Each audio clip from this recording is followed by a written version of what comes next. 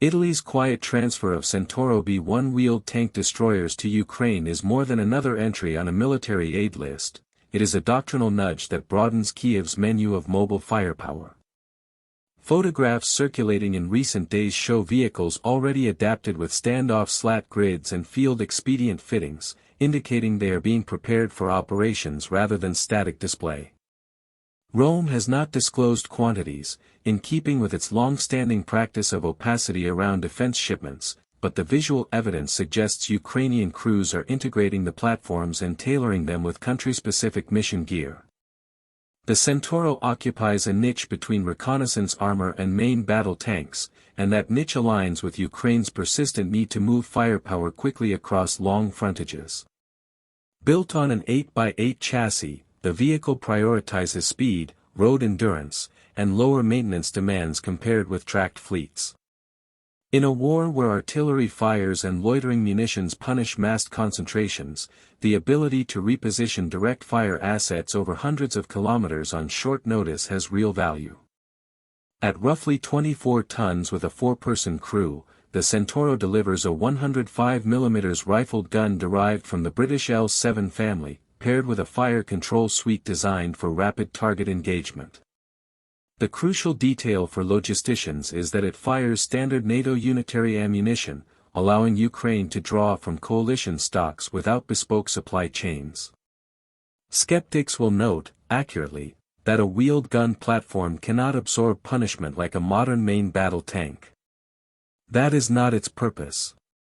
The Centauro's logic is economy of force and tempo, use road mobility to place accurate cannon fire where it matters, then displace before counterfires or anti-tank teams can react. The improvised anti-cumulative grids visible on Ukrainian examples are an acknowledgement of the shaped charge and tandem warhead threat environment.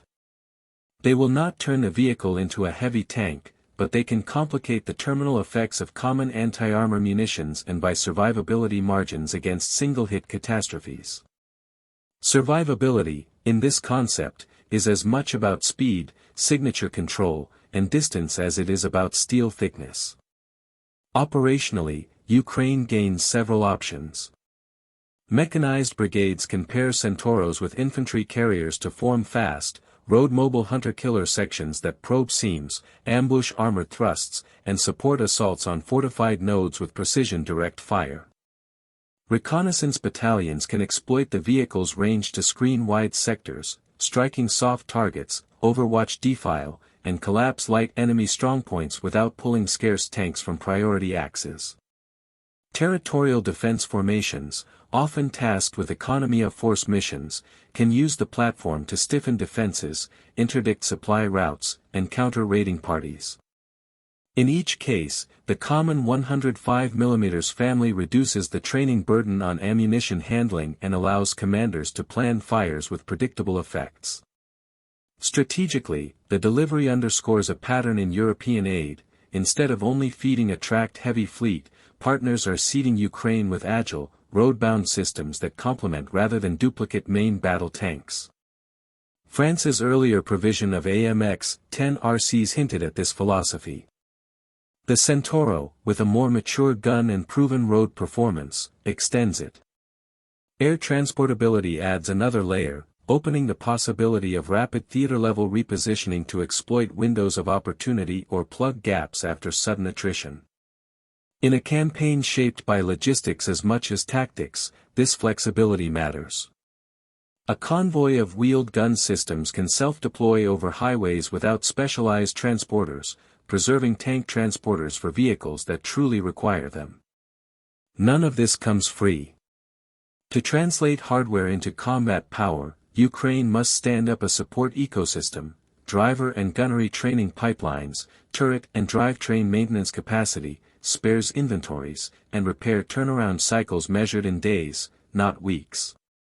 The 4-person crew model is consistent with NATO practice and should ease curriculum design, but sustaining availability rates above 50% in a high-tempo environment will hinge on parts flow and battle damage repair.